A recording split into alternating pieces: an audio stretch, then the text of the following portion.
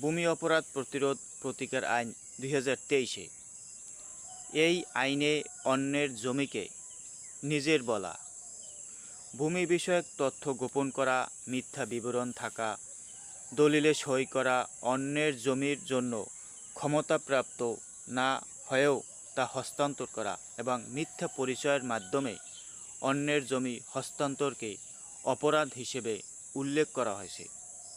যেক্ষেত্রে এমন অপরাধের জন্য অপরাধীকে এই আইনের 4 ধারা অনুযায়ী অনধিক 7 বছর কারাদণ্ড, অর্থদণ্ড প্রদান করা হতে পারে।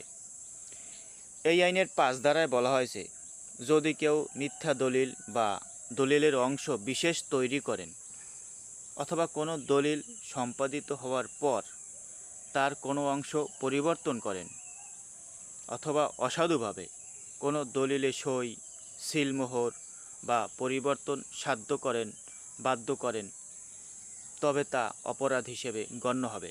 সেক্ষেত্রে অপরাধীকে অনধিক 7 বছর কারাদণ্ড, অর্থদণ্ড। কেউ যদি কোনো জমির সম্পূর্ণ মূল্যে বুঝে পাওয়া সত্ত্বেও ক্রেতা বরাবর জমি হস্তান্তর না করেন, তবে তাকে এই আইনের ধারা 9 অনুসারে 2 বছরের কারাদণ্ড, অর্থদণ্ডে দণ্ডিত করা যাবে।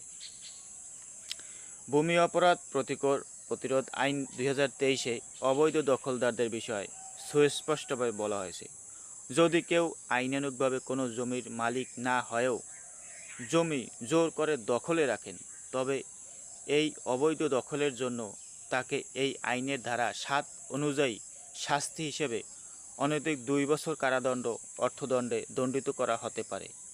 এছাড়া এই আইনের ধারা 11-12 অনুযায়ী সরকারি, আধা সরকারি, স্বায়ত্তশাসিত প্রতিষ্ঠান বা জনসাধারণের ব্যবহার্য ভূমির অবৈধ দখল, প্রবেশ, কোনো কাঠামোর ক্ষতিসাধন, সরকারি, আধা সরকারি, স্বায়ত্তশাসিত প্রতিষ্ঠান বা জনসাধারণের ব্যবহার্য ভূমির অবৈধ ভরাট, শ্রেণী পরিবর্তনের শাস্তি অনধিক 2 বছর কারাদণ্ড, অর্থদণ্ড হিসেবে বর্ণনা করা হয়েছে। ভূমি অপরাধ প্রতিরোধ প্রতিকার আইন 2023 এর ধারা 16-তে এই আইনের অধীনে অপরাধ সংগঠনে সহায়তাকেও শাস্তি হিসেবে উল্লেখ করা হয়েছে, যেখানে অপরাধ সংগঠনের সহায়তা বা প্ররোচনা প্রদানকারী অপরাধীর সমান শাস্তি প্রাপ্ত হতে পারেন। ভূমি সংক্রান্ত প্রতারণা ও জালিয়াতির অপরাধের বিচার ভার শুধু জুডিশিয়াল ম্যাজিস্ট্রেটের উপর ন্যস্ত করা হয়েছে। ধারা 15 ও 22 অনুসারে ভূমির দখল উদ্ধারের ক্ষেত্রে নির্বাহী ম্যাজিস্ট্রেটের আদেশ কেউ অমান্য করলে তার বিচার ভারও থাকবে জুডিশিয়াল ম্যাজিস্ট্রেটের উপর।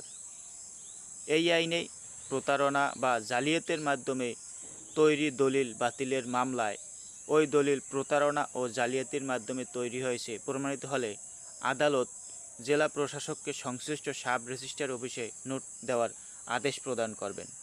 এখন থেকে ফৌজদারি আদালতের মাধ্যমেই দলিল বাতিল সম্পর্কিত যাবতীয় প্রতিকার পাওয়া যাবে বলে আশা করা যাচ্ছে। এই আইনের ধারা 8-7 অনুযায়ী ভূমির দখল উদ্ধারের জন্য দেওয়ানি আদালতে কোনো পক্ষের আবেদন বা আদালত স্বেচ্ছায় বা জুডিশিয়াল ম্যাজিস্ট্রেট কোনো জমির দখল উদ্ধারের দায়িত্ব নির্বাহী ম্যাজিস্ট্রেটকে দিতে পারবেন। ভূমি অপরাধ প্রতিরোধ ও প্রতিকার আইন 2023 আইনের 7 ধারা অনুযায়ী জমি দখলে রাখতে পারবেন সবশেষে হালনাগাদকৃত খতিয়ানের মালিক। সবশেষ হালনাগাদকৃত খতিয়ানের মালিকের উত্তরাধিকার বা মালিক থেকে অধিকারপ্রাপ্ত ব্যক্তি, আইন অনুযায়ী সম্পাদিত দলিলের মাধ্যমে অধিকারপ্রাপ্ত ব্যক্তি, আদালতের আদেশে মালিকানা ও দখল অধিকারপ্রাপ্ত ব্যক্তি।